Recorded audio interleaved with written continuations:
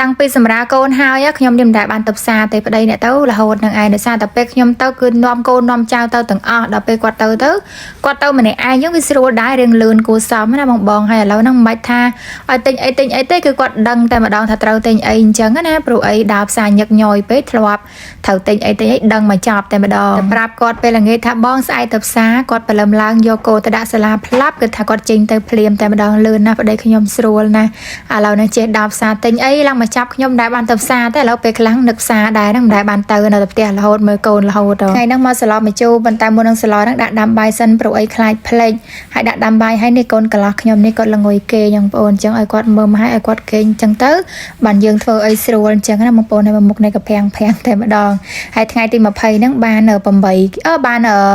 6ខែបងប្អូន8គីឡូជាងគូសំដែរឲ្យខ្ញុំហ្នឹងឲ្យកូនបៅឲ្យមកដាក់កាហ្វេមួយព្រោះអីពេលព្រឹកខ្ញុំនេះក៏ប្រហែលជាខ្ទង់មកមកដណ្ដប់ហើយឥឡូវហ្នឹងរាល់ថ្ងៃបានកាហ្វេរំដួលហ្នឹងឯងបងប្អូនកាលពីមុនកាហ្វេ Kala Lily ដែរប៉ុន្តែសេរីចាស់ឥឡូវដល់ពេលបានកាហ្វេ Kala Lily សេរីថ្មីរំដួលនេះអូយឆ្ងាញ់ខ្លាំងមែនតើហើយគុណភាពវាគុណនឹង10បងប្អូនប៉ុន្តែខ្ញុំទៅតែបានសាកម្ដង2ដងណាអត់ទាន់ដឹងថាគុណភាពវាយ៉ាងណាប៉ុន្តែឆ្ងាញ់ខ្លាំងជាងអាមុនទៀតឥឡូវហ្នឹងយើងពាក់ស្រោមដៃស្រោមជើងមកយុទ្ធនាការបងប្អូនហើយនីគីនោះក៏គាត់មកពីសាលាលំមឲ្យខ្ញុំនេះទៅចាប់ផ្ដើមរៀបចំធ្វើម្ហូបឲ្យប្តីខ្ញុំដឹងទៅសឡមកជូ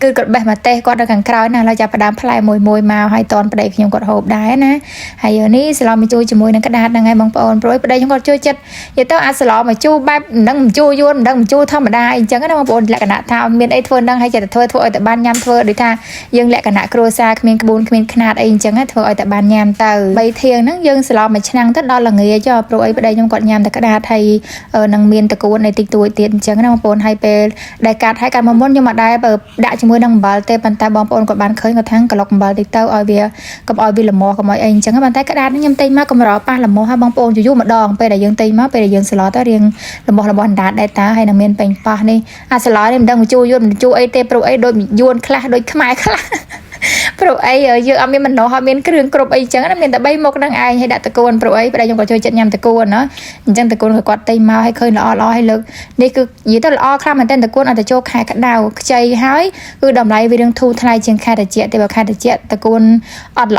អហើយថ្លៃទៀតម្ដុំហ្នឹងយើងចែកបានជា2ទុកឆាខ្លះយើងយកមកស្លខ្លះហើយយើងស្លទាំងស្លឹកហ្នឹងឯងព្រោះអីតកួននៅនេះយើងញ៉ាំឲ្យអស់ទឹកលុយយើងញ៉ាំទាំងស្លឹកអញ្ចឹងណាហើយយើងបេះស្លឹកបន្តិចឲ្យណាចាស់ចេញទៅបានហើយនេះអ្នកលឿនចាច្បាច់យកហើយគឺកាត់យកអញ្ចឹងតែម្ដងអាហ្នឹងអ្នកខ្ជិលគ្មានណ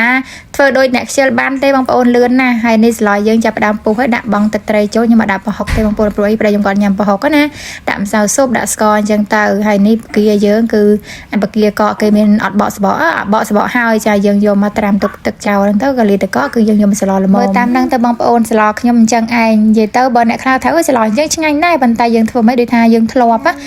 ាប់ញ៉ាំបែបហ្នឹងមានអីក៏ឆ្ងាញ់តាមបែបលក្ខណៈគ្រួសាររបស់យើងអីអញ្ចឹងទៅមកល្មមអាចទទួលយកបានហើយនេះខ្ញុំប្រើជាមួយនឹងម្សៅអំពិលដាក់មកជូរហើយបានខ្ញុំបង់តកួនតាមក្រៅដោយសារតែខ្លាច់តកួនហ្នឹងវាលួយណាបងប្អូនអញ្ចឹងទៅគឺយើងដាក់តែមកពុះទៅគឺយើងលើកចេញអញ្ចឹងដោយសារតែតកួនខ្ញុំចូលចិត្តញ៉ាំអត់ឲ្យឆ្អិនពេកទេតែឆ្អិនពេកគឺវាអត់ឆ្ងាញ់អញ្ចឹងគឺយើងដាក់មកសពបទៅបានហើយមើលទៅរៀងស្ទើជូរចាហើយអាអំពិលហ្នឹងក៏វាអស់ទៀតប្តីទៅបានទិញច្បាច់ក្រូចឆ្មាអស់ឡើងមួយផ្លែទៀតទៅដឹងស្លំជូរអីទេច្បាច់ក្រូចឆ្មាចូ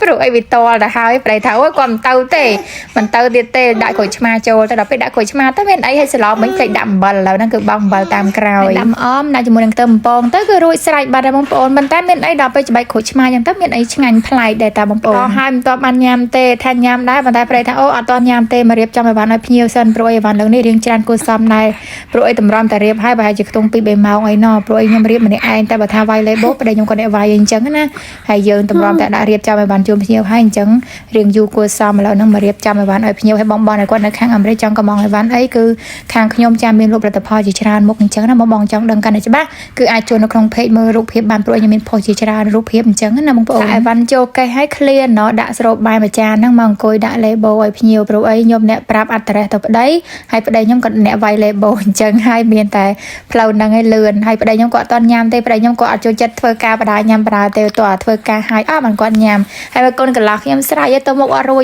ទៅត្រឹមនៅក្នុងសំណាញ់ហ្នឹងអញ្ចឹងទៅមុខអត់រួចក៏លើកចេញម្នេះមករៀងគេហំហួនណា ហើយបើមិនចាយនៅឥឡូវហ្នឹងបាត់ក្រនរៀកអញ្ចឹងទៅមានអីមុខឡើងស្លោបងប្អូន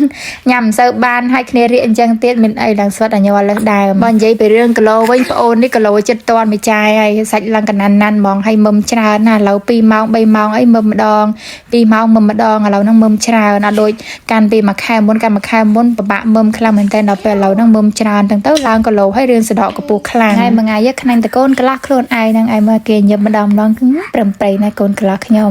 ឥឡូវហ្នឹងរៀបចំឲ្យបានឲ្យភ្ញៀវហើយប្តីយកទៅដឹកដាក់នៅកន្លែងប៉ុស្តិ៍ហើយមកដល់ផ្ទះបានគាត់ចាប់ផ្ដើមញ៉ាំបាយឲ្យខ្ញុំហ្នឹងអាបាយហ្នឹងនៅសល់យកមកស្រូបញ៉ាំម្ដងទៀតចឹងទៅតែក៏មើលម៉ោងនេះបាយថ្ងៃត្រង់ខ្ញុំណាប៉ុន្តែម៉ោង5ល្ងាចឡើងនីណាចេញមកបរិញ្ញាឡើងនីណាញ៉ាំបាយជាមួយនឹងគ្នាដែររាល់ថ្ងៃអញ្ចឹងឯងពេលខ្លះបានបាយតែមួយពេលទេណាបងប្អូនពេលខ្លះបានបាយពីរពេលអញ្ចឹងទៅញ៉ាំម៉ោង5ម៉ោង6ល្ងាចដល់ពេលម៉ោង10អីចឹងទៅបានយើងញ៉ាំម្ដងទៀតញ៉ាំអញ្ចឹងឯងបងប្អូនរាល់ថ្ងៃញ៉ាំមិនដែលទៀងទេបាយថ្ងៃត្រង់ទៅជាបាយល្ងាចទៅជាបាយចូលលក្ខណៈកដាលយប់អីអញ្ចឹងទៅឡើងនីណានោះគេមកញ៉ាំបាយដែរហើយនីណាសឡប់មកជួគេញ៉ាំបន្លែទេប៉ុន្តែអូមីញ៉ាំគ្រប់មុខហ្មងបន្លែតកួនបន្លែអាក្តាតហ្នឹងក៏ញ៉ាំដែរបើនីណាញ៉ាំតែទឹកសឡហ្នឹងឯងដល់ពេលយប់ជ្រៅបន្តិចបានគេឲ្យប្តីហ្នឹងទៅទិញរបស់គេឲ្យញ៉ាំទៀតណាយអូមីហ្នឹងមិនសូវញ៉ាំបាយក្រៅទេតែបើនីណាហ្នឹងបាយក្រៅរាល់ថ្ងៃរបស់ក្រៅរបស់កែងរបស់អាស៊ីមិនសូវចូលចិត្តប្រហែលនេះនីណានោះបើណៃអូមីរបស់កែងអត់សូវចូលចិត្តទេចូលចិត្តរបស់អាស៊ីច្រើន